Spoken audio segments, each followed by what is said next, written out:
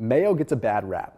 Everyone throws mayo under the bus simply because a few big names have made it bad for everybody. But the simple fact is that mayo is a superfood. It's a combination of superfoods, and it works very, very well on a ketogenic diet. Now, it's not a superfood in the sense that it's a leafy green or a bright berry or anything like that, but it's a combination of collective ingredients which ends up being the perfect kinds of fats that you need on a ketogenic diet. The hard part is when you go to the grocery store, most of the mayo that you're going to find is loaded with either canola oil, soybean oil, or some other low quality oil that's going to throw off your omega-3 to omega-6 values. So let's just get rid of the entire intimidating factor of mayonnaise and let's just make it ourselves. It's way more simple than you may have thought. You are locked into the internet's leading performance, fat loss, and nutrition channel. New videos coming out every single Tuesday, Friday, and Sunday at 7 a.m. Pacific time, as well as a bunch of other videos in between.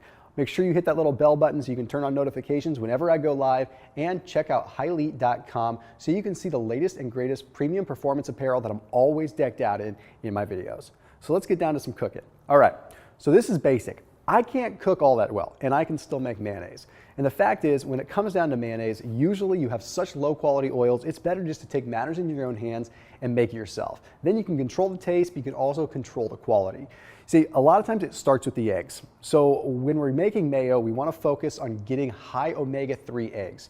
Almost any mayo that you find in the grocery store is going to have low quality, simple commodity eggs, okay? Nothing crazy. You need to go to the store and you need to get cage-free, organic, pasture-raised eggs, okay? This is what you want because the omega-3 profile is going to be significantly better. So all I'm going to do is I'm going to start with 3 large egg yolks. I'm going to put it in a KitchenAid mixer. You can put it in a food processor, or you can simply just whisk it by hand. It's just going to take you a while.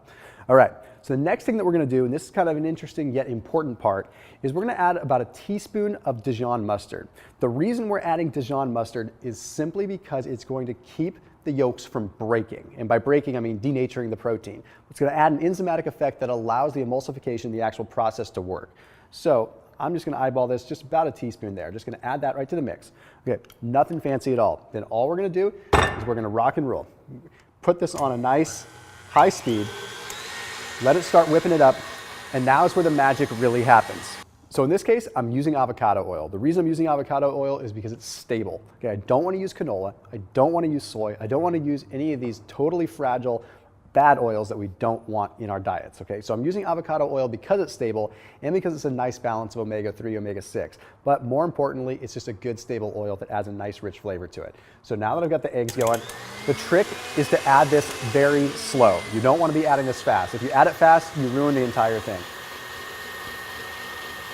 And all I have here is a cup, 1 cup of avocado oil. You have to add it slow. I can't overemphasize that. If you add it fast, you're going to break down the proteins. Another thing you have to be very careful of is when we add the salt, we're adding it at the end. We do not want to add the salt in the beginning. Again, it breaks down the proteins. You have to add that after the fact. Extremely, extremely important. Everyone gets so afraid of mayo. I don't know where it came from, but mayo is exactly what you need on a keto diet. Add it to your chicken breasts, add it to your beef, whatever you need to do. Put it on top of a burger. And this is already starting to look like mayo. All right, so after the cup of oil has been added in, it's pretty much all whipped up. Okay, this is what I want. I've got the foundation of mayo here, but now is where we can start adding the spices. So here's what's really funny. With the ketogenic diet getting super popular, you're seeing all these like designer mayonnaise coming out, like different kinds of designer mayonnaises, like so many different flavors, spicy mayonnaise, jalapeno mayonnaise, this and that, just because they're playing on the keto game and they're charging like $9, $10, $11 for it. That's a joke. That's ridiculous. This has cost me like $1 to make. So now is when you can get creative. You can have some fun with it. If you wanted to add jalapenos into it, you could. I'm going to make mine super simple, but I do have a nice little twist I'm going to add to it.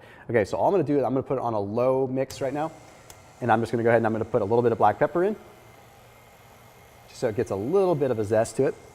Okay. Now, you're going to want to add some lemon juice to it. Okay, now the cool thing about lemon juice, if you make it heavier on the lemon, and you can even put some lemon zest in there where you actually put a little bit of the peel, then you get some of the pectin effect too. So the pectin is actually going to help you keep you satiated, and you're going to be able to extract some of the oils from the peel as well if you do that. So you actually get a double whammy effect. But I'm just going to add probably about a teaspoon of, about half of that. Let that mix, maybe turn it up for a second. Okay, now as I'm getting towards the end, now is when I'll add the salt. So in this case, just kind of eyeball it. probably go for a teaspoon, maybe 2 teaspoons. Whip it up a little bit heavier. And lastly, this is where we can have some fun with it. I'm gonna actually add some avocado to the mix. Why? Because I like avocado and I want real avocado mayo. I don't just want avocado oil mayo, I want real avocado mayo. So I've got about a third of a medium-sized Hass avocado here.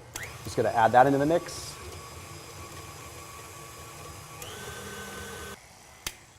All right, so let's give this a try.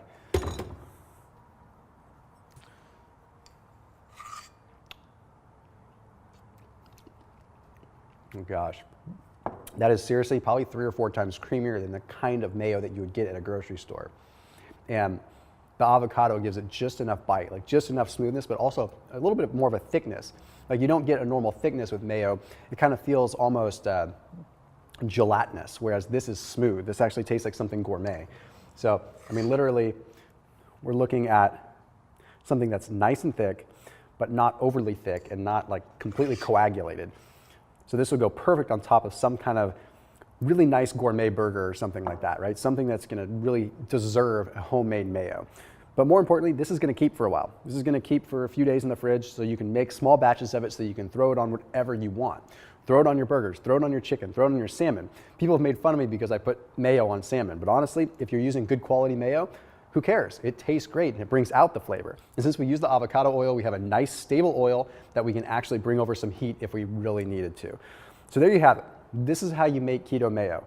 The world is your oyster. You can literally add whatever you want into this as long as it's not gonna break down the fatty acids, as long as it's not gonna totally denature it. You don't wanna load it up with a bunch of hot sauce, but some jalapeno or something in there might be perfect. So make sure you're keeping it locked in here on my channel. If you have ideas for future videos or you wanna see me do some more recipe type videos, make sure you put them down in the comment section below. That way I can bring them to life. So as always, make sure you're locked in here. I'll see you in the next video.